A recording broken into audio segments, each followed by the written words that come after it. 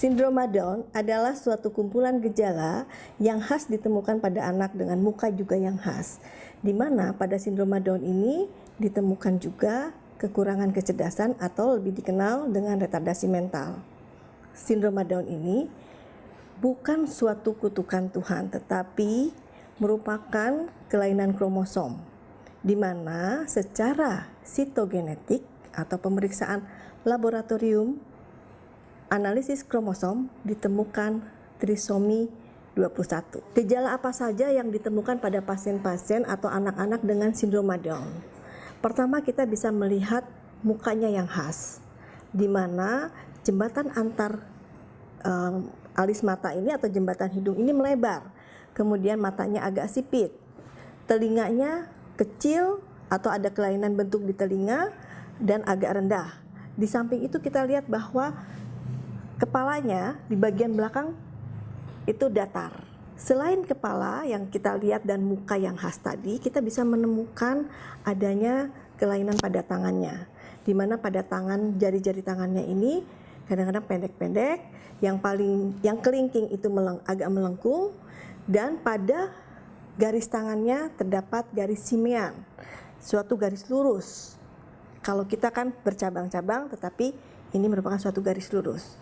Selain dari itu, pergerakan anak-anak dengan sindroma Down itu juga sangat ototnya agak lemah, jadi kurang kuat. Itu yang bisa ditemukan pada bayi atau anak dengan sindroma Down. Stimulasi dini atau intervensi dini bertujuan untuk mengoptimalkan atau memaksimalkan kemampuan dari pasien-pasien atau anak-anak dengan sindroma Down. Seperti kita ketahui bahwa pada sindroma Down, selain kelainan fisik, dapat diketemukan kelainan perkembangan. Untuk melakukan intervensi ini, dapat dilakukan konsultasi ke ahlinya, apakah itu ke dokter rehabilitasi medik, dan perlu juga dukungan dari psikolog. Untuk melakukan tindakan-tindakan apa yang dibutuhkan oleh pasien, itu sangat spesifik. Tidak bisa semua pasien atau semua bayi ini mendapat terapi yang sama. Tentunya ada tips-tips tertentu dalam melakukan tindakan terapi atau stimulasi dan intervensi dini tadi.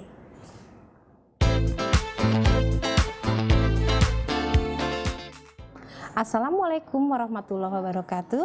Salam sejahtera. Perkenalkan, nama saya Woro Murti, saya fisioterapis tumbuh kembang anak dari Rumah Sakit Harum dan Klinik Tumbuh Kembang Anak Pela 9. Saat ini saya akan menjelaskan kepada Bapak dan Ibu sekalian apa itu fisioterapi dan teknik-teknik fisioterapi yang dapat dilakukan di rumah oleh Bapak dan Ibu sekalian. Fisioterapi adalah salah satu upaya terapi untuk memberikan stimulasi pada tumbuh kembang anak secara optimal. Adapun cara-cara yang dapat dilakukan adalah pertama, dengan mengetahui refleks yang ada pada anak sebagai berikut. Pertama, kita melatih refleks menggenggam. Diharapkan anak menggenggam lebih kuat, gunanya untuk latihan dia memegang benda yang akan dia pegangnya. Tangan seperti ini. Gerakan bisa seperti ini. Di rumah dilatih tapi tidak ditarik. Ya, cukup dengan latihan menggenggam aja. Ya, refleks berikutnya kita mengajarkan refleks dia untuk mengunyah. Caranya kita memasukkan jari kita ke dalam mulut anak, diharapkan anak akan mengatupkan mulutnya. Dan seperti ini contohnya. Ya, dan dia langsung tidak mau. Coba lagi. Ya, dia akan menghisap seperti ini. Ya, gunanya untuk dia mengunyah pelajaran selanjutnya. Kemudian kita mengetes ref untuk menghisap puting susu. Caranya kita mendekatkan tangan kita ke sini dan dia akan mencari seperti ini. Ya, lagi sayang. Nah, kita melihat dia mengubur puting susunya. Ini akan berguna untuk dia menghisap ASI-nya. Refleks berikutnya kita mengetes refleks kejut pada anak. Caranya kita dengan angkat, kemudian kita jatuhkan kepalanya ke belakang dan dia akan mempertahankan posisinya. Ya, sekali lagi saya coba. Iya, seperti ini dia akan bertahan pada posisi tengah. Refleks berikutnya kita akan melihat refleks ATNL dan STNR yang berguna untuk latihan berguling. Caranya, tengokkan kepala bayi ke satu sisi, dia akan melihat sisi yang panjang dan dia akan terputar seperti ini. Ya, kembali saya ulang. Tengokkan kepala bayi pada satu sisi. Iya sayang. Iya. Iya sayang. Sebentar. Iya. Oh. Nah, terjadilah dia akan berputar seperti ini. Ini refleks-refleks ini berguna sekali untuk latihan berguling. Kalau ASTNR tidak terkembang dan tidak terkembang, ini akan sulit untuk latihan berguling. Kemudian, refleks ATNR, bila kita lentangkan bayi, kemudian kita tekuk kedua kakinya, dia akan memanjangkan kedua bagian tubuh bagian atasnya. Bila kita luruskan, dia akan menekuk pada bagian atasnya. Jadi berlawanan. Bila kita tekuk ini, dia akan meluruskan ke sini, dan bila kita luruskan ini, dia akan menekuk seperti ini. Berikutnya adalah positive supporting reflex. Caranya kita memegang bayi kita begini, kita sentuhkan kakinya ke bawah, dan dia akan mengangkat kedua tungkainya. Kedua, kita dapat melakukan masaj pada tubuh anak sebagai berikut. Berikutnya, pemberian stimulasi dengan masaj pada anak. Ini sangat nyaman. Caranya, kita telentangkan anak dalam kondisi yang nyaman, suhu udara yang nyaman. Setelah kita persiapkan seperti ini, kita mulai dari bagian kepala. Kita usap kepala ke belakang, sampai ke belakang, kemudian turun ke dada, ambil ke tangan, sampai ke ujung tangan, kembali lagi ke dada, kita usap keluar, kita turun ke arah bawah, kembali ke bagian perut, kita putar perutnya, kemudian kembali ke arah berlawanan, kembali tutup dengan satu putaran, kita menuju ke bawah, sambil kita tarik perlahan-lahan sampai ujung jari. Dari bawah kita bisa membuat gerakan berputar seperti ini, perlahan-lahan, kembali ke atas, bukan sendinya yang diputar, tapi bagian-bagian ototnya. Berikutnya kaki sebelahnya. Iya, pemberian masaj tidak harus dimulai pada pagi hari atau malam hari. Siang hari dia dengan suasana santai bisa kita berikan. Stimulasi berikutnya dari posisi tengkurap. Kita bisa memulai dari arah kepala, lihat posisi anak santai, dari pegang kepala menuju ke belakang, kita sentuh sampai ke belakang, kita ulang lagi, kemudian sampai di sini sampai di pantat, kita putar bagian pantat, kita tarik ke bagian kaki sampai ke ujung ibu jari. Kita ulang kembali, tarik dari sini menuju ke bawah, ke belakang, ke bawah sampai ke bagian ujung kaki. Kemudian kita bisa memberikan stimulasi pada bagian punggung. Iya sayang. Kita usap ke sisi tubuh sebelah luar, bergantian. Ya, kembali lagi dari atas, tarik ke bawah. Stimulasi di rumah berikutnya adalah dengan cara melatih dia ke arah pola gerak yang optimal. Kita bisa menggerakkan dia pertama dengan latihan miring, ya, kemudian sampai tengkurap. Kemudian kita melatih kedua tangannya dengan cara memposisikan seperti ini, sikunya menumpuk. Kemudian kita bisa melatih kedua tangannya untuk mensupport dadanya. Iya. Kemudian kita bisa melatih dia untuk mengangkat pantatnya. Iya, sampai di akhirnya untuk duduk sendiri. Setelah ini kita akan melatih dia untuk ke arah ke atas, untuk menuju ke arah berdiri dan berjalan. Kita bisa melatih dia ke arah posisi berlutut. Posisikan dia ke arah berlutut. Dari posisi tengkurap. Iya, seperti ini.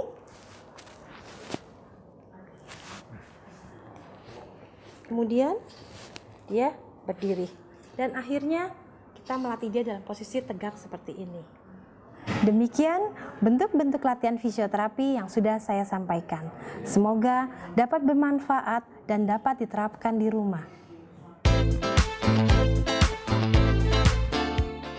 Assalamualaikum warahmatullahi wabarakatuh. Perkenalkan, nama saya adalah Pipit Puspitasari. Saya bagian dari tim edukasi di Depita. Saat ini saya akan menjelaskan kepada Bapak Ibu sekalian mengenai teknik-teknik terapi yang mungkin bisa dilakukan di rumah. Di antaranya, teknik terapi yang akan dijelaskan di sini adalah pertama, terapi bicara, kemudian yang kedua adalah okupasi terapi. Di dalam okupasi terapi meliputi sensori integrasi. Di sini saya akan menjelaskan mengenai terapi wicara yang mungkin bisa dilakukan oleh orang tua yang memiliki anak Down syndrome di rumah. Di antara teknik yang akan diberikan yaitu yang pertama adalah melakukan stimulus sensori. Stimulus sensori di sini fungsinya untuk memberikan input atau pengalaman sensoris yang merupakan teknik untuk merangsang supaya pergerakan motoriknya menjadi lebih baik. Sensorik merupakan dasar dari terjadinya satu gerakan. Teknik yang bisa dilakukan pertama, melakukan masas dan menggunakan tangan kosong. Bapak Ibu bisa melakukannya dengan cara menyentuh-nyentuh di daerah tangannya, kemudian ke daerah wajahnya. Tujuannya sama, semuanya untuk stimulasi sensori.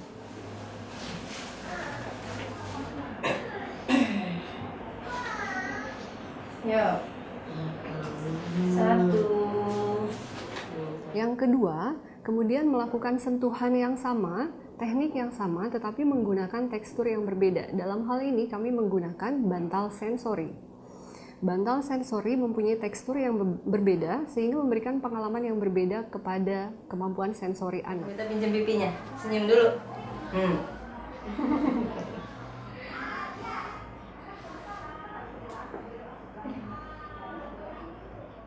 Kemudian yang ketiga, menyentuh tangan dan wajah dan menggunakan sikat. Sikat yang digunakan adalah sikat yang halus yang tidak akan melukai kulit anak. Sikat ini tujuannya sama, yaitu untuk memberikan pengalaman, sentuhan dan tekstur yang berbeda kepada otak anak sehingga nanti ototnya menjadi lebih berkembang. Lagi.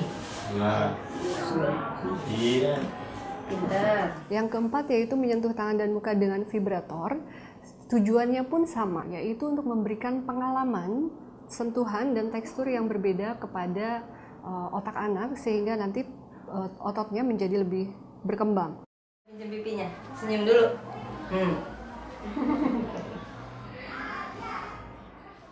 Dan yang terakhir yaitu dengan menggunakan es. Es dalam hal ini mewakili temperatur sehingga kemampuan sensori bisa berkembang menjadi lebih baik.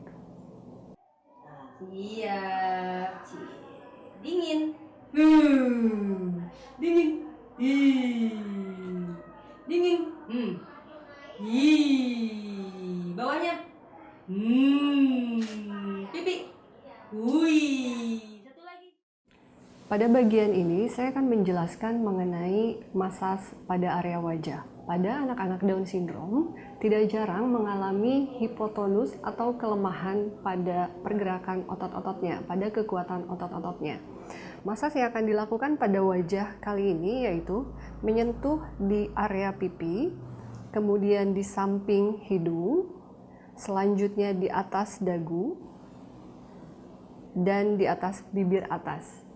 Tujuannya untuk memberikan stimulasi agar kekuatan otot menjadi lebih baik.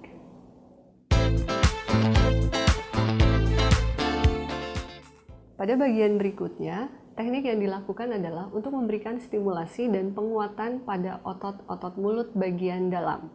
Alat yang akan digunakan di sini yaitu sikat karet, dan yang kedua adalah sebuah alat karet yang bertujuan untuk melatih kekuatan mengunyah yang sifatnya non-feeding. Kemudian yang terakhir, latihan mengunyah dengan menggunakan media makanan. Pada latihan yang digunakan dengan menggunakan sikat karet, area yang dimasas adalah area pipi bagian dalam dan permukaan lidah. Satu lagi. Pinter. Pinter. Pinter. Maaf ya sayang ya. Yuk lidahnya lagi yuk.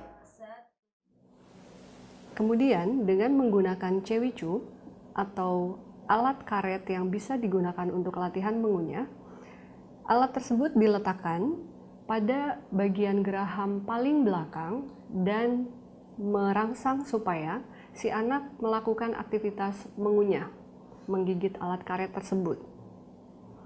Kemudian yang berikutnya, pengalaman yang diberikan langsung dengan menggunakan media makanan. Dalam hal ini makanan yang dipilih adalah makanan yang berbentuk stick, berbentuk panjang. Tujuannya sama, yaitu untuk melatih kekuatan mengunyah dengan pengalaman makanan secara langsung. Bisa, Basit bisa, pintar. Terus. Basit dan Bu Tita. Ini ya. Latihan berikutnya yang akan dilakukan yaitu latihan pernafasan. Pernafasan merupakan generator untuk berbicara. Latihan pernafasan yang dilakukan yaitu dengan menggunakan media sedotan. Dengan menggunakan media sedotan, anak secara tidak langsung melatih kemampuan menarik nafasnya. 4. Dan kemudian media kedua yang digunakan adalah peluit dan bubble. Dengan menggunakan media peluit ataupun bubble, secara tidak langsung anak sedang melakukan latihan pengeluaran nafas. Kedua latihan ini berfungsi untuk melatih pernafasan yang merupakan generator untuk berbicara. Pintar. Terus lagi. Bangun.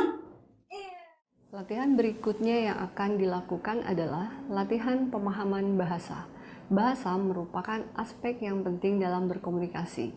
Latihan yang akan dilakukan ada 3, yaitu menunjuk dengan cara meminta anak untuk menunjuk benda yang telah kita sebutkan sebelumnya. Yang kedua adalah meminta anak untuk mengambil benda tersebut. Dan yang terakhir, meminta anak untuk mengambil benda tersebut dan kemudian memberikannya kepada kita atau terapis. Ketiga latihan ini bertujuan untuk melatih kemampuan dan menambah kemampuan kosakata pada anak. Ambil ayam. Pinter, Basit. Bu Tita minta ayam. Bu Tita minta ayam. Kasih ayam ke Bu Tita. Ambil ayamnya, Basit. Bu Tita minta ayam. Ya, Basit ambil, kasih Bu Tita. Lihat, terima kasih. Bu Tita minta apel. Ambil apel, kasih Bu Tita. Ambil apel, kasih Bu Tita. Basit lihat, terima kasih. Pada bagian ini, latihan yang akan dilakukan adalah latihan okupasi terapi. Pada bagian okupasi yang pertama, ada latihan sensori integrasi yang bertujuan untuk mengintegralkan kemampuan keseluruhan sensor pada anak. Yang pertama yaitu stimulasi sensori. Stimulasi sensori yang diberikan pada area tangan dan punggung anak. Tujuannya untuk memberikan pengalaman rasa, baik itu sentuhan maupun tekstur. Berikutnya, yaitu berjalan di papan titian. Berjalan di papan titian bertujuan untuk melatih keseimbangan anak. Kemudian, yang ketiga, bermain ayunan. Seperti juga berjalan di papan titian, bermain ayunan bertujuan untuk melatih keseimbangan pada anak. Berikutnya, yaitu melompat. Pada kemampuan melompat ini, bagian yang dilatih adalah kemampuan dari perhubungan dari sendi dengan sendi, yaitu pada kaki atau lutut. Kemudian yang berikutnya memanjat. Seperti pada kemampuan melompat, pada latihan melompat, latihan memanjat bertujuan untuk melatih kekuatan otot-otot tangannya, otot-otot tubuhnya secara keseluruhan, dan sendi-sendi pada bagian tubuh anak. Latihan berikutnya yang akan dilakukan yaitu untuk melatih kemandirian anak. Latihan yang diberikan yang pertama yaitu latih memakai baju secara mandiri. Pada tahap ini, penting untuk memperhatikan bagian tubuh anak yang lebih kuat, apakah sisi kanan atau sisi kiri. Jika sisi kanan yang lebih kuat, maka pengenaan baju dilakukan pada sisi kanan terlebih dahulu, baik itu kaos maupun kemeja.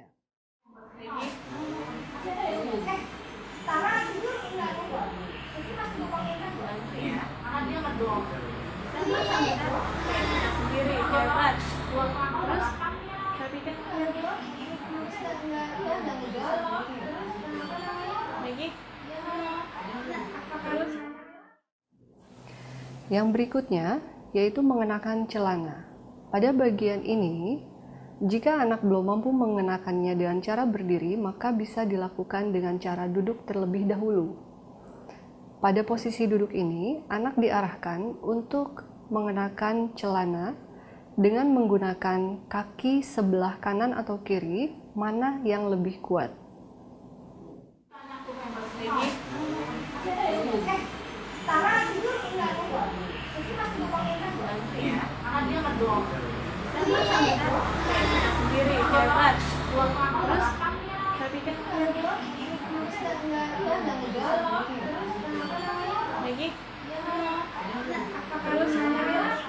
Selanjutnya, yaitu mengenakan sepatu. Sepatu yang digunakan di sini adalah sepatu dengan jenis velcro atau lem, bukan sepatu tali. Anak diarahkan untuk mengenakan sepatu. Latihan terapi okupasi pada tahap berikutnya yaitu untuk persiapan pra-akademik. Pra-akademik dalam hal ini adalah persiapan untuk menulis. Latihan yang akan dilakukan yaitu bermain puzzle, bermain menara donat, dan memindah-mindahkan benda. Ketiga latihan ini bertujuan untuk melatih motorik halus pada tangan anak. Bermain puzzle berfungsi untuk melatih anak memegang benda dengan lebih stabil. Begitu pula dengan bermain pada menara donat. Berlatih untuk memindah-mindahkan benda, melatih kemampuan otot anak dalam kekuatannya memegang benda. Berikutnya yaitu latihan wiring atau menggunakan alur kawat. Di sini bertujuan agar anak mampu melakukan gerakan bergelombang yang nanti untuk kepentingan belajar menulis. Kemudian, latihan mewarnai dan menggambar bentuk atau pola yang kaitannya tentu untuk persiapan pre-akademik pada kemampuan menulis. Demikianlah latihan yang dapat Bapak Ibu lakukan di rumah, yaitu latihan terapi wicara dan okupasi terapi. Namun, perlu untuk diperhatikan bahwa video panduan ini tidak untuk menggantikan peran terapis wicara maupun okupasi terapis. Akan lebih baik jika Bapak dan Ibu bisa menemui tenaga ahli yang berkompetensi untuk berkonsultasi terlebih dahulu mengenai latihan-latihan yang akan diberikan kepada anak Bapak Ibu sekalian. Karena pada teknik-teknik latihan tertentu tentu memiliki resiko. Nah, untuk mengenali resiko itu tentu akan lebih baik jika Bapak Ibu berkonsultasi terlebih dahulu. Demikian yang dapat kami sampaikan, semoga dapat memberikan manfaat kepada Bapak Ibu sekalian agar anak-anak Bapak dan Ibu sekalian bisa berkembang dengan lebih optimal.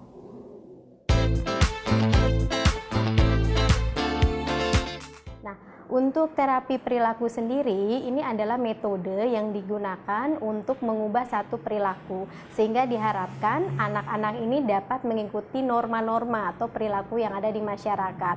Tetapi dari segi research, ini dikatakan bahwa sebetulnya 60% anak Down syndrome ini tidak memiliki masalah dengan perilaku terhadap lingkungan sosial, sehingga biasanya memang terapi perilaku ini diberikan hanya pada mereka yang usianya sudah lebih besar.